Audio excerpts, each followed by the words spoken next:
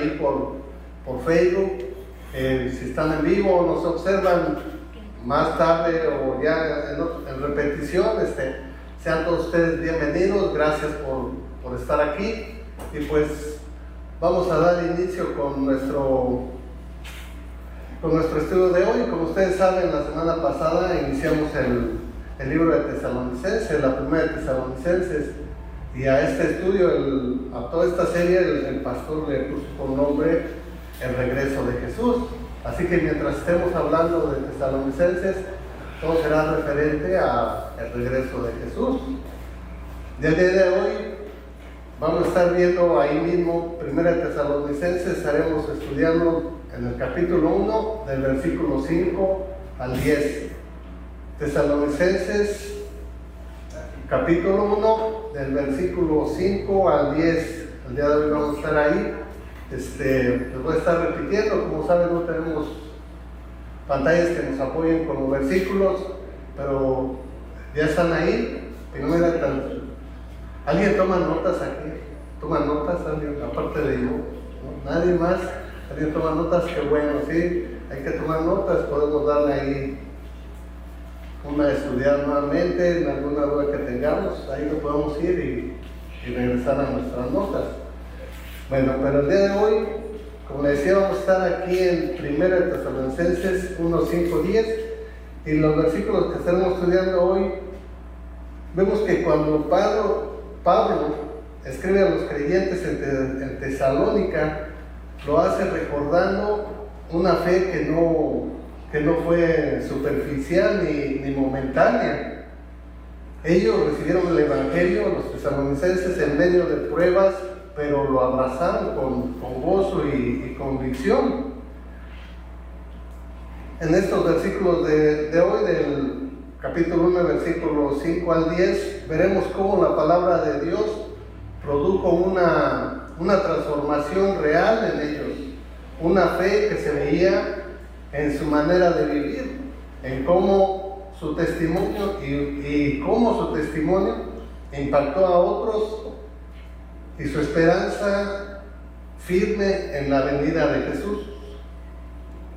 Estos versículos que estaremos estudiando hoy, del 5 al 10, nos invitan a examinar nuestra propia vida, ya que no se trata de solo conocer el Evangelio, sino de permitir que su poder nos cambie, que nuestra fe se note a donde quiera que vayamos, y nos invita también a mantener viva nuestra esperanza en la venida de Cristo.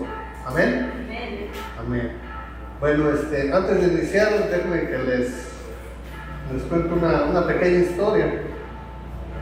Es de un niño. Ya mi hija ya está riendo y todavía pero bueno, es una pequeña historia de Juanito. Están en la escuela y ustedes saben, las maestras siempre nos ayudan a tener más conocimiento, ¿no? Y eran unas preguntas ahí de conocimiento general, y le dice: a ver, Juanito, si tú paseando te cayeras en una alberca y te estuvieras ahogando, ¿qué harías? Juanito lo piensa un momento y dice: pues me pongo a llorar, maestra. Pero ¿y cómo eso en qué te ayudaría a salvarte de estarte ahogando? No, pues es que llorando me desahogo. No sé. Bueno, vamos a continuar con nuestra historia. Ya están ahí, 1 Tesalonicenses, capítulo 1, versículo 5. Y vamos a... Mientras el título del estudio el día de hoy, le he puesto Vivir esperando a Jesús. La serie es El regreso de Jesús, pero el título de mi estudio es Vivir esperando a Jesús. Y a lo largo de estos versículos vamos a encontrar tres acciones que debemos hacer mientras esperamos a Jesús. ¿Sí? Tres acciones que debemos hacer mientras esperamos a Jesús. Vamos a iniciar leyendo nuestro versículo número 5. El versículo 5 de 1 Tesalonicenses dice así: Pues nuestro evangelio no llegó a vosotros en palabras solamente, sino también en poder, en el Espíritu Santo y en plena certidumbre, como bien sabéis, cuáles fuimos entre vosotros por amor de vosotros. Recordemos que a pesar de los problemas por los que están atravesando, Pablo estaba muy agradecido con Dios por lo que estaba haciendo con los tesalonicenses, porque indudablemente aquí en el estudio anterior, los versículos anteriores, vimos cómo el Espíritu Santo había obrado en ellos, había realizado un cambio sorprendente en sus vidas, tanto que las tres grandes virtudes de un verdadero cristiano eran evidentes en ellos. Ya lo vimos la semana pasada. Estas tres virtudes son fe, amor y esperanza. Y esto se podía ver en ellos, en su amor por los demás y la esperanza que les fortalecía para seguir adelante, firmes en la palabra. Por eso Pablo se sentía tan agradecido con Dios, porque veían en los tesalonicenses el mover de Dios. Es por eso que dice aquí en el versículo 5, vuestro evangelio no llegó a vosotros en palabras solamente, sino en poder,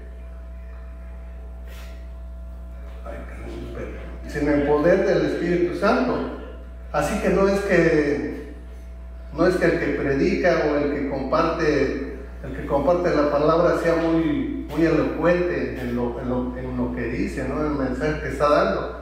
No es que esto sea así, muy elocuente el predicador, sino que es el Espíritu Santo quien da poder a las palabras que tú estás transmitiendo mientras compartes, y Él es el quien te convence del pecado. Amén. Entonces, confiando en esto, es que debemos de compartir el mensaje, no pensando en que yo soy muy torpe o no conozco no tengo tanto conocimiento de la Biblia. Recordemos que Moisés era tartamudo, y si conocemos nuestra Biblia, sabemos todo lo que Dios hizo a través de él. Y claro que eso no quiere decir que no debamos de esforzarnos por conocer cada día más de la palabra, y a la vez ir creciendo en conocimiento, no solo en conocimiento, sino también espiritualmente. De esta manera podemos transformar nuestras mentes y nuestras vidas.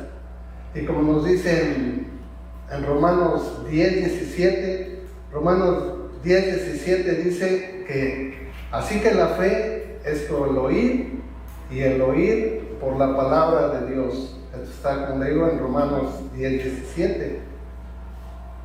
Así que la fe viene del oír, así que a nosotros nos toca dar a conocer la palabra a aquellos que no lo conocen, pero es el Espíritu Santo quien convence a las personas de arrepentimiento, quien les convence de pecado.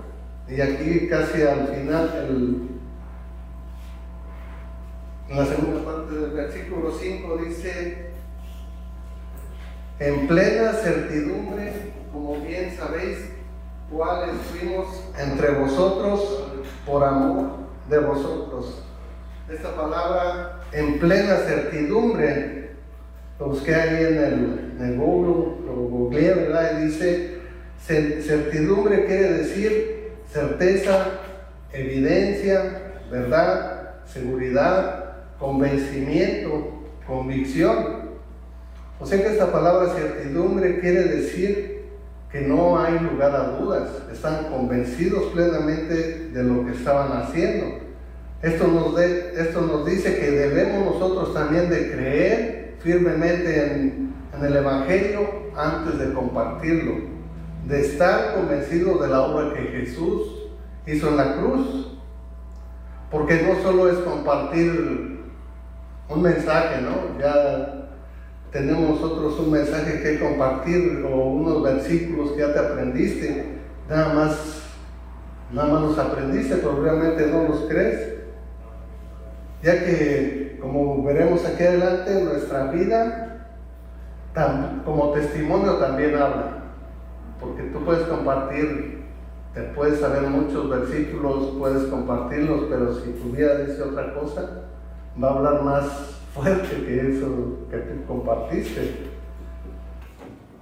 ¿Por qué les digo esto? Vamos a continuar leyendo el versículo 6. Vamos al 6 y vamos a ver por qué le digo esto de que tenemos que vivirlo. Y vosotros vinisteis a ser imitadores de nosotros y del Señor, recibiendo la palabra en medio de gran tribulación, con gozo del Espíritu Santo. Vemos aquí como al inicio de este capítulo Pablo citó a Timoteo y a Silas y los cita ahora, dice, como ejemplo, y lo hizo sin ningún temor, sabiendo que él y que los que lo acompañaban eran muy conocidos por sus viajes, andaban ahí, eran viajeros, y esto de ser imitadores míos lo dice varias veces durante sus cartas. Eso lo podemos ver en Filipenses 3:17. Filipenses 3:17 también nos dice: sed imitadores de mí. Y nuevamente lo vuelve a decir en 1 Corintios 11:1. 1 Corintios 11:1 dice: sed imitadores de mí, como yo de Cristo. Entonces vemos que no le da miedo decir: imíteme, así como yo imito a Cristo. Y a esto me refiero al decir antes que antes de querer compartir el mensaje, debemos de estar convencidos nosotros mismos de este mensaje de salvación. Y como dice al final del versículo 6, dice: recibiendo la palabra en medio de gran tribulación, con gozo del Espíritu Santo. Pablo habla aquí de tribulación porque él estaba siendo tribulado. Si hemos leído sus cartas, siempre ha estado siendo tribulado, siendo perseguido.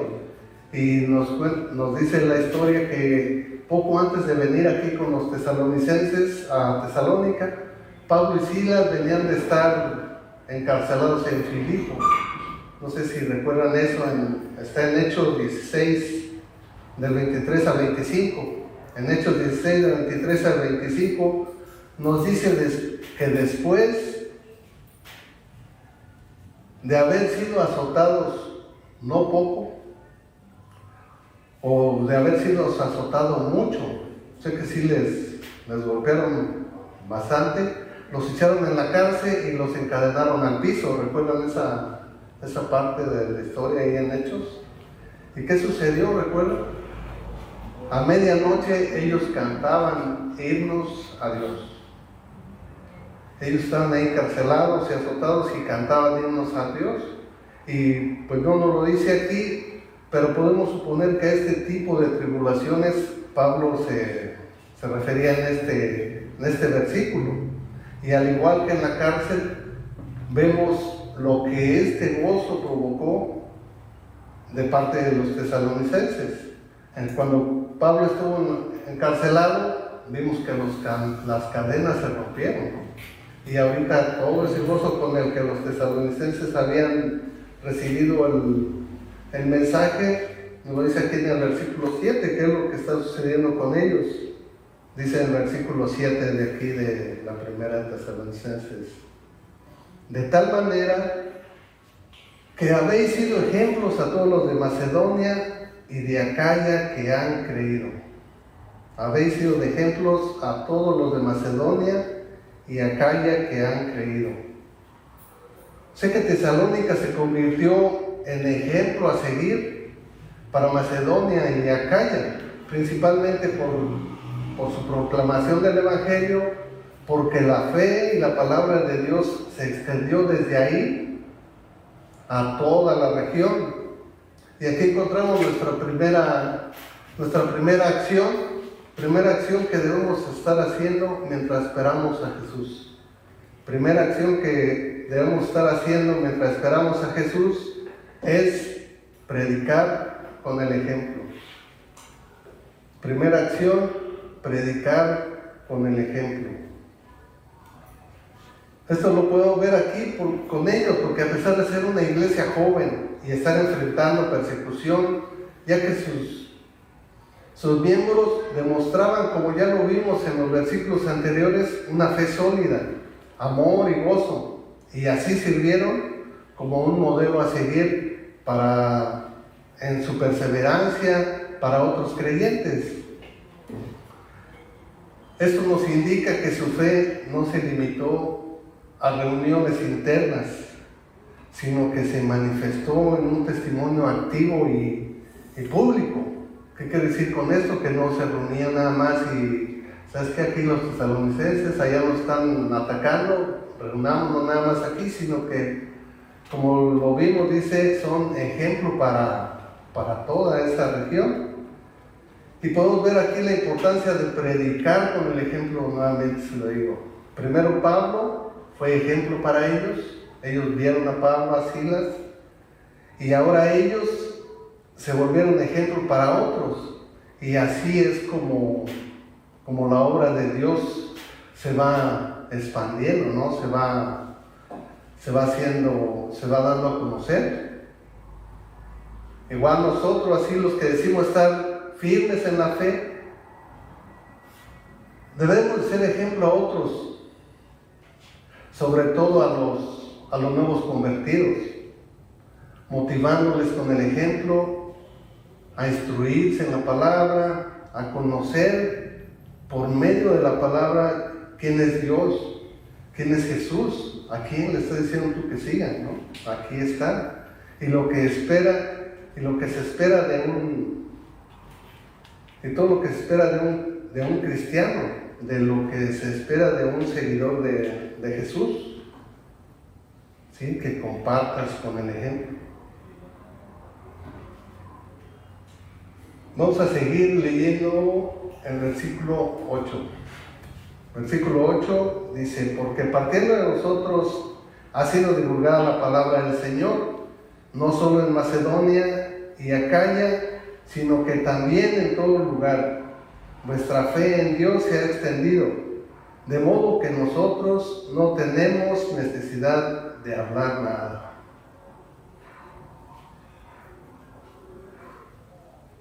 Como vimos aquí al final, dice, no tenemos necesidad de hablar nada.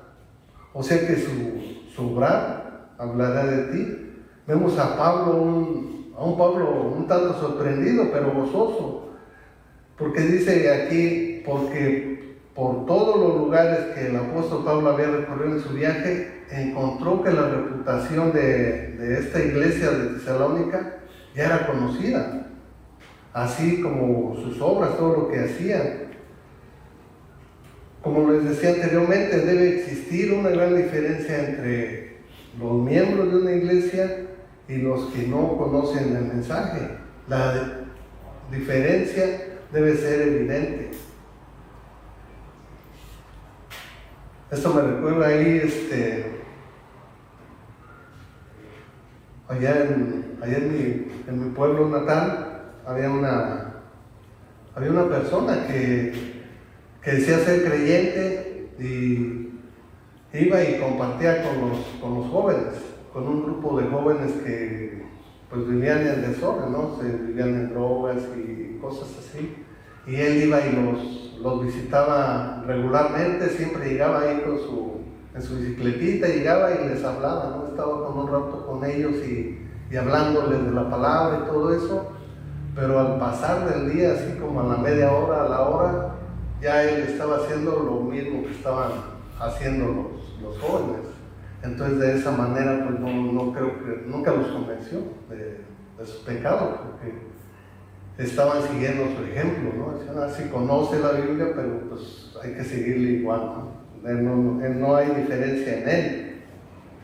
Pero vamos a seguir leyendo el versículo 9, continuemos con nuestra lectura para ir avanzando. Dice: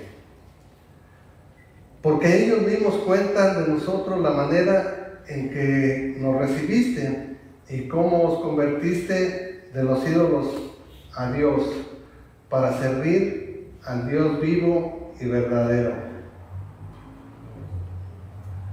Podemos ver aquí cómo el poder de Dios obró rápidamente sobre los tesalonicenses, ya que, como nos explicó el pastor la semana pasada, Pablo estuvo poco tiempo ahí en Tesalónica, tres sábados creo que dijo. Estuvo poco tiempo con ellos, y dice este texto que se alejaron de sus ídolos y se entregaron a servir al Dios vivo y verdadero, mostrando un verdadero arrepentimiento, un arrepentimiento genuino.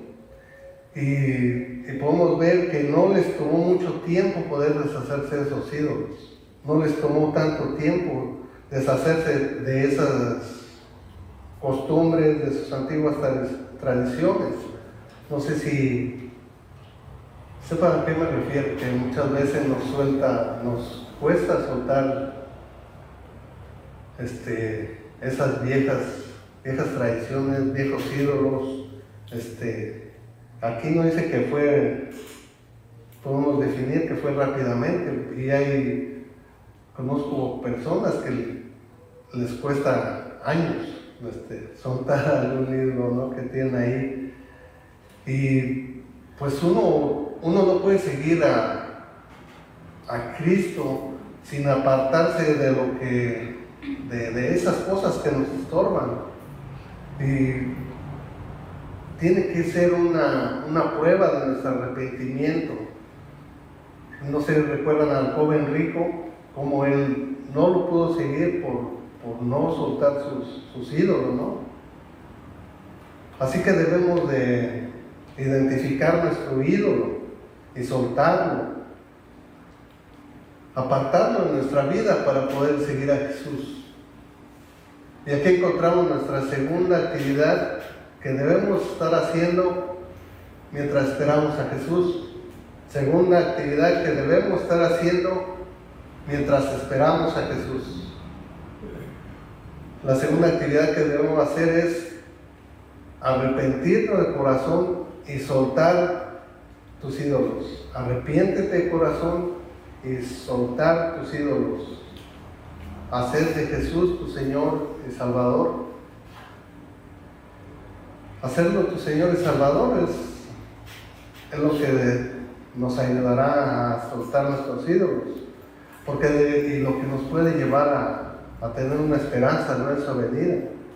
Porque de otra manera, si no soltamos nuestros ídolos, podemos sentarnos a llorar por nuestra debilidad, ¿no? Podemos sentarnos a llorar y estar aquí todo llorando de aquí hasta el día del juicio. ¿Sabes qué, Señor? No puedo soltar esto y no puedo, y sigues ahí, y de nada nos va a servir. Necesitamos soltar esos ídolos, eso que nos estorba para seguirlo. Y como le decía, conozco personas que saben que no están bien con Dios, pero no están dispuestas a cambiar. Escuchan el mensaje, lo piensan, pero deciden seguir en lo mismo. Deciden seguir sin Cristo. Y ¿cómo culparlo, no? Todos sabemos, creo yo, que alejarnos de algunos ídolos, de nuestros pecados, no es fácil. No es fácil dejar todo eso con lo que hemos vivido por mucho tiempo. Y es más difícil cuando tratamos de hacerlo con nuestras propias fuerzas. Si tratamos de hacerlo con nuestras propias fuerzas es difícil. Difícil, ¿verdad? ¿Sí? ¿Creen que es difícil?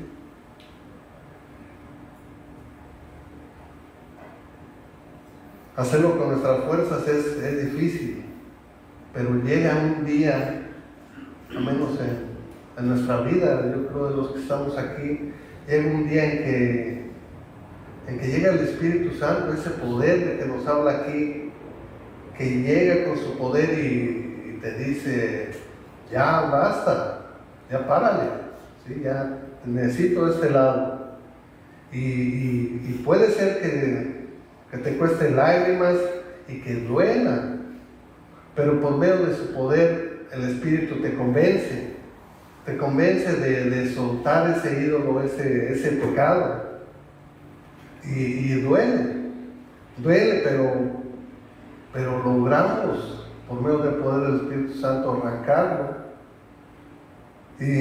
arrancarlo de nuestra vida, y nos arrepentimos. Y después de no creernos dignos de estar aquí, de creer que nada podía cambiarnos, enderezar nuestro camino, cuando el Señor llega con su poder y te da ese entendimiento, comienzas a ver a tu alrededor y dices, bueno, ya pude soltar esto, ¿qué más me estorba? ¿Qué otro ídolo tengo que derribar? Y eso lo hace solamente el Espíritu Santo, en su poder obrando en nosotros. Y así me imagino a estos creyentes de Tesalónica, y sí, tal vez les dolió, pero lo hicieron en poco tiempo. Y al final del versículo 9 dice que no solo soltaron sus ídolos, sino que dice que se convirtieron de sus ídolos para servir al Dios vivo y verdadero. Los tesalonicenses estaban sirviendo ahora a Dios en su trabajo, y su trabajo se veía, era producto de su amor en Dios.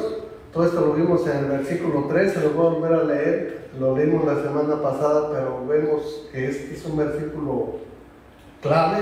Se los va a leer otra vez el versículo 3 de aquí mismo de 1 Tesalonicenses 1.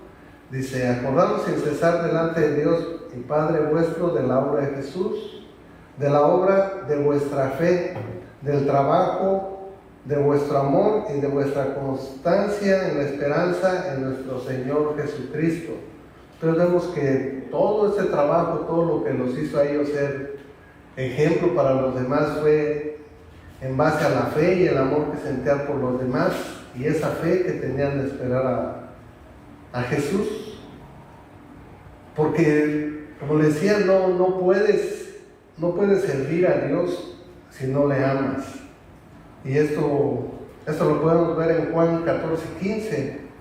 Juan 14:15 dice: si me amas, guarda mis mandamientos. Si me amas, guarda mis mandamientos.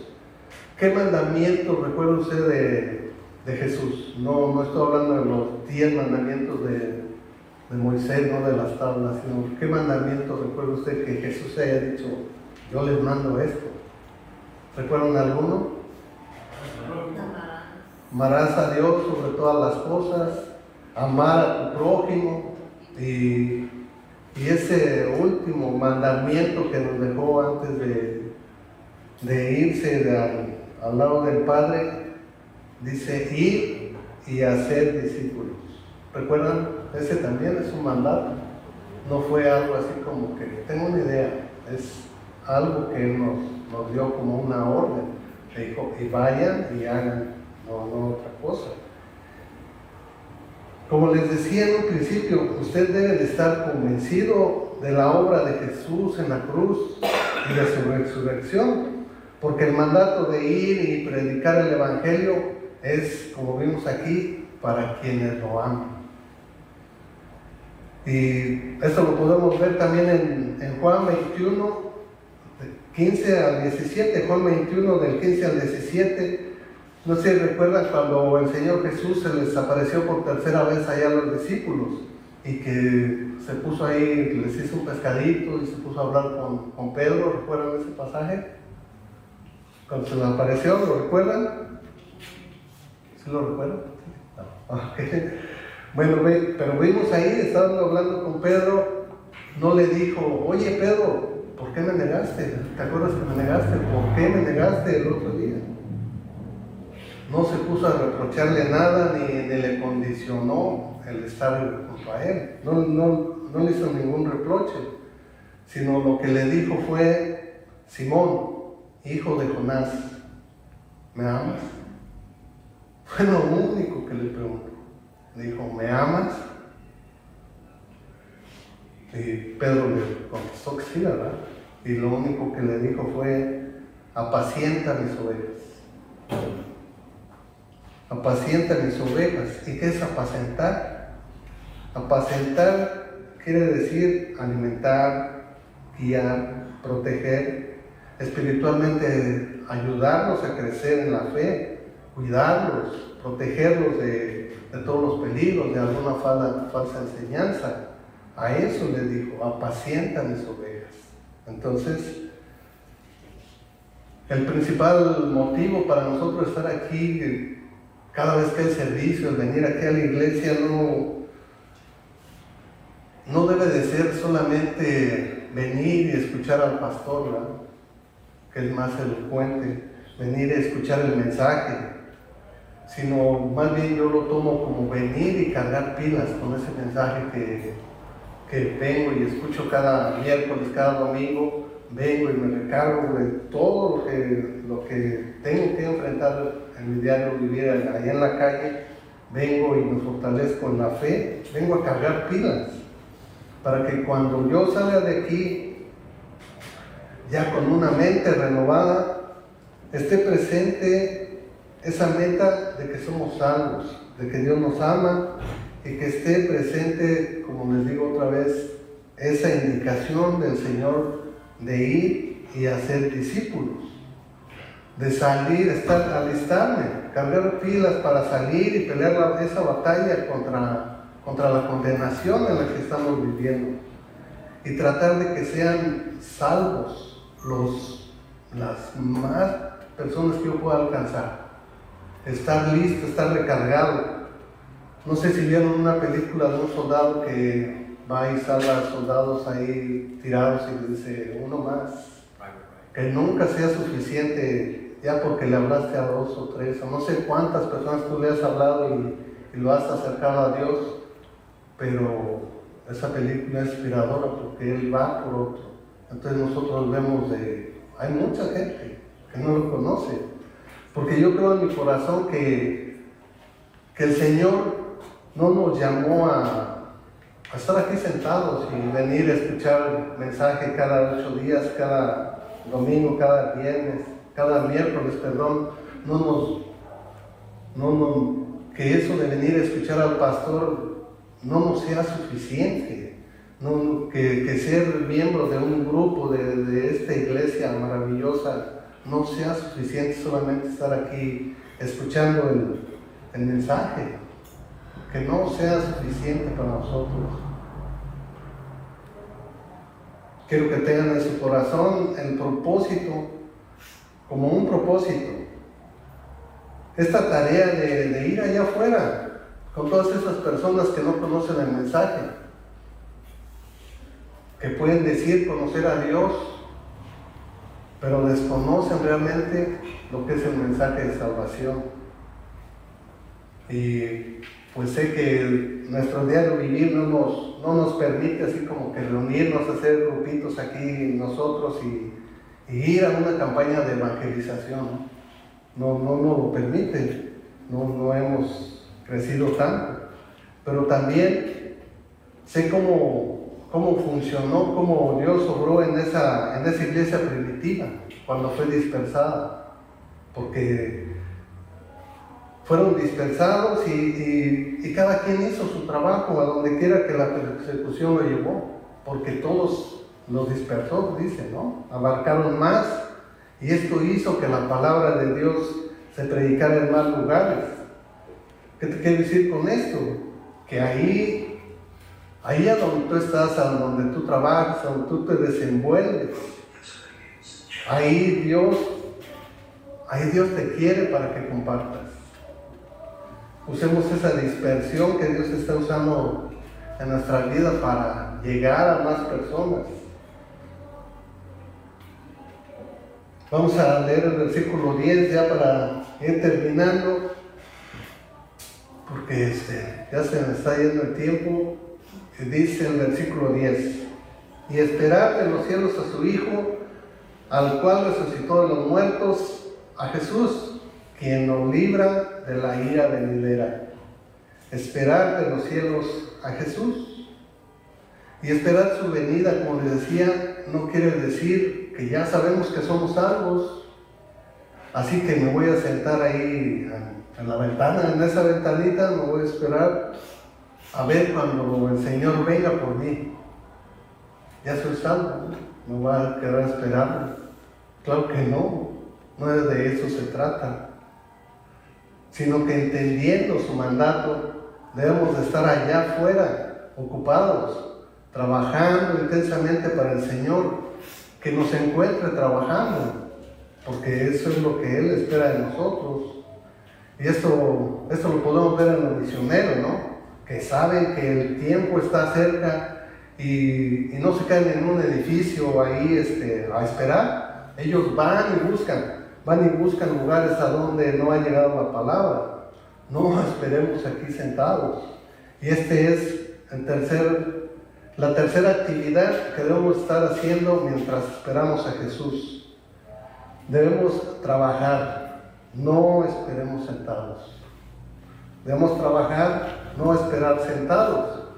Si amas a Dios, obedeces su mandato, debemos esperar creyendo que Él llegará esta noche.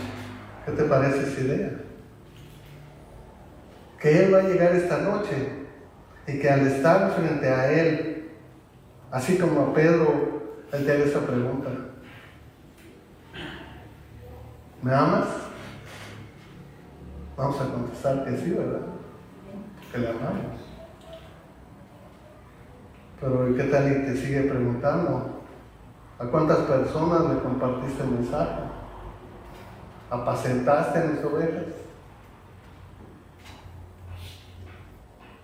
Y esto es una realidad. Pero ya terminamos con esto, vamos a leer la última parte del versículo 10. Dice